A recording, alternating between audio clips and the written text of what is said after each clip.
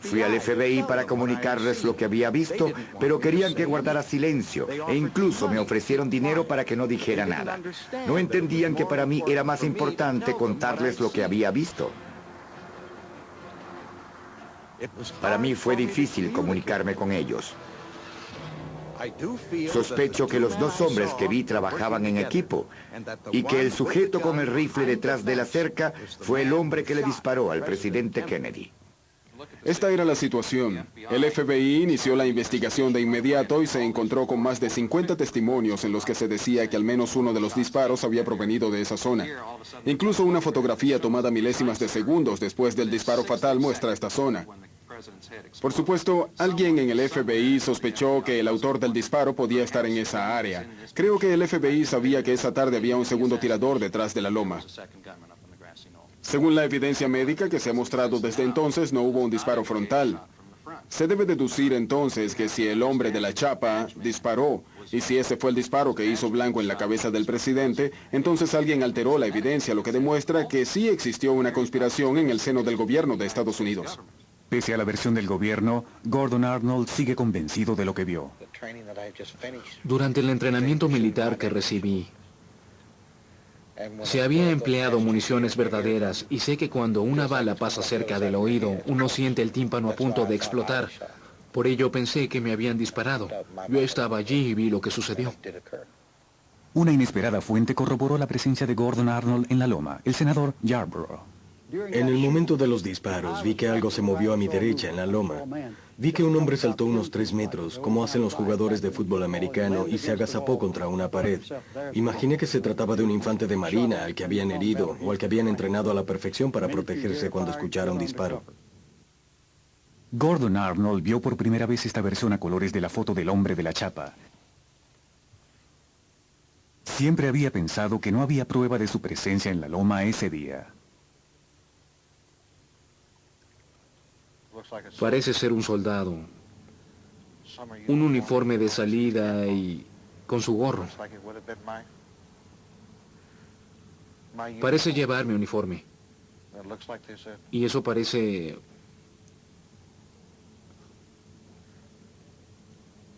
una cámara.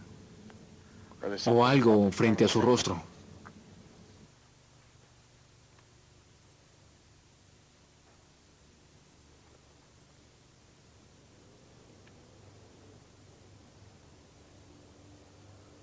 Parece una mancha blanca. Sí, es un destello. Es el fogonazo de un arma. Este sería el oficial de policía por la chapa que se ve aquí y el emblema del brazo. ¿Podría ser este sujeto el operador de tren que te mencioné? Porque cuando caminaba hacia la loma, y esto es algo que nunca había mencionado, mientras estaba filmando, recuerdo haber visto a un operador de trenes parado cerca de las vías.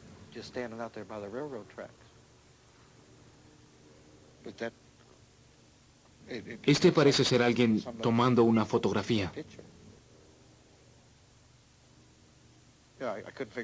No entendía cómo pude estar parado allí hasta que, al pasar la hoja, recordé el fogonazo. Cualquiera que estuviera parado allí era un tonto por no tratar de moverse de ese lugar.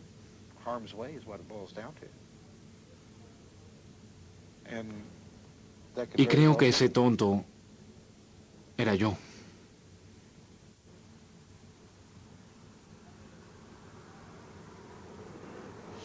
Dios mío. Esto sería lo más cerca que yo he estado de...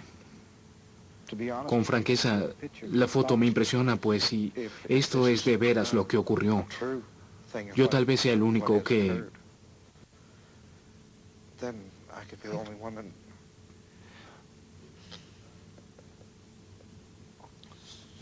vio al hombre, que mató al presidente. Y para ser honesto, de haber sabido esto,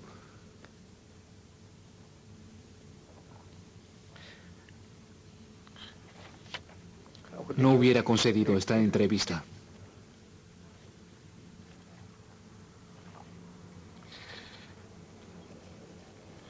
Porque no quiero angustiar a mi familia.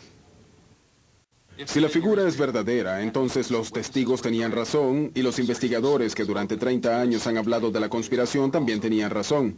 La Comisión Warren estaba equivocada y si hubo una conspiración. La pregunta es entonces, ¿quiénes participaron en la conspiración? ¿Y estuvo Lee Harvey Oswald verdaderamente involucrado en la conspiración? Una de las pocas cosas buenas que hizo la Comisión Warren fue descubrir en detalle los últimos días en la vida de Lee Harvey Oswald. Es imposible al analizar el informe Warren que Oswald pudiera reunirse con alguien para planear un asesinato como este. Entonces debemos preguntarnos, quizá por primera vez, si Lee Harvey Oswald hizo alguno de los disparos. La investigación en torno al hombre que realmente disparó ha experimentado un vuelco extraordinario gracias a la minuciosa y arriesgada investigación de un solo hombre, el escritor Steve Rivell. Mi meta durante los últimos 4 años ha sido identificar a las personas que en realidad asesinaron al presidente de Estados Unidos, formular cargos en su contra y someterlos a interrogatorios porque a mi juicio, solo capturando a estas personas podremos conocer la verdadera naturaleza de esta conspiración e identificar a los autores intelectuales del asesinato. Rivell inició su cacería en solitario de los asesinos de Kennedy a mediados de los años 80. Obtuvo su primera oportunidad cuando averiguó el nombre de un traficante de drogas francés encarcelado en Estados Unidos, quien se rumoraba tenía información de primera mano acerca del asesinato del presidente.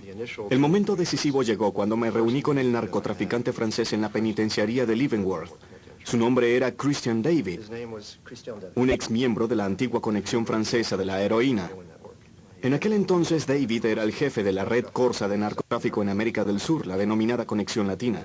David también había sido agente de inteligencia para varias agencias alrededor del mundo. A cambio de que lo ayudara a conseguir un abogado que lo representara ante la posibilidad de ser deportado a Francia luego de cumplir su sentencia, David aceptó proporcionarme cierta información que tenía acerca del asesinato de Kennedy.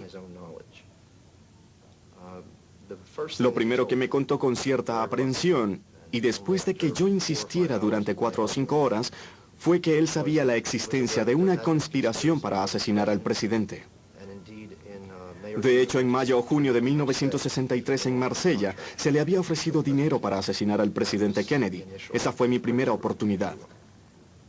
Al final lo deportaron a Francia y yo seguí en contacto con él. Viajé a París para entrevistarlo en 2 prisiones en esa ciudad. Por temor a que lo confinaran a un manicomio o lo acusaran por un antiguo cargo de asesinato, David decidió poco a poco suministrarme información acerca del asesinato. Según David, fueron 3 los asesinos, y todos eran miembros de la mafia Corsa de Marsella. Los 3 eran asesinos a sueldo, quienes habían sido contactados por el líder de la mafia Corsa en Marsella, un sujeto de nombre Antoine Guérini. Guérini debía conseguir 3 asesinos profesionales y con experiencia para asesinar al presidente Kennedy. Y Guérini los consiguió.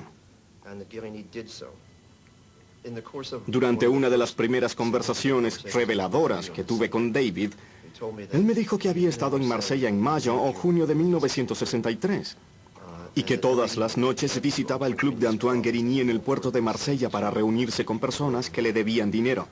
Cierta noche, Guérini le pidió a David que acudiera a su oficina situada en el piso de arriba del club. Guérini le comentó que tenía una misión importante entre manos y le preguntó a David si estaba interesado.